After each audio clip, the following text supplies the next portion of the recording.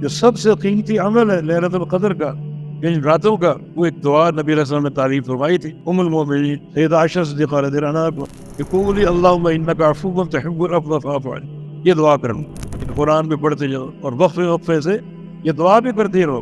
اس کا معنی ہے کہ اللہم انک عفو، یا اللہ تو عفو ہے، تحب العفو، مجھے عفو سے محبت ہے، فاعف عنی، میرے ساتھ اپنے عفو کا معاملہ فرما لے۔ عفو اللہ کا نام ہے جس کا تعلق گناہوں کی بخشش سے، اور اس تعلق سے جو عفو نام ہے یہ سب سے بڑا ہے، غفار سے بھی بڑا، غفور سے بھی بڑا، تواب سے بھی بڑا معنی کے اعتبار سے۔ غفار میں چھپانے کا معنی ہے، مگر عفو میں مٹانے کا معنی ہے کہ تو عفو ہے، گناہوں کو مٹا دینے والا۔ فاعف عنی، میرے گناہوں کو مٹا دے۔ اگر گناہوں کو چھپا دیا جائے، پردہ ڈال دیا جائے، گناہ باقی تو رہتے ہیں مگر پردہ ڈال دیا گیا، یہ بھی اس کا احسان۔ اور گناہوں کو مٹا ہی دیا جائے، کھرچ کے مٹا دیا جائے، ختم نہیں کر دیا، یقیناً یہ بہت بڑا احسان ہے۔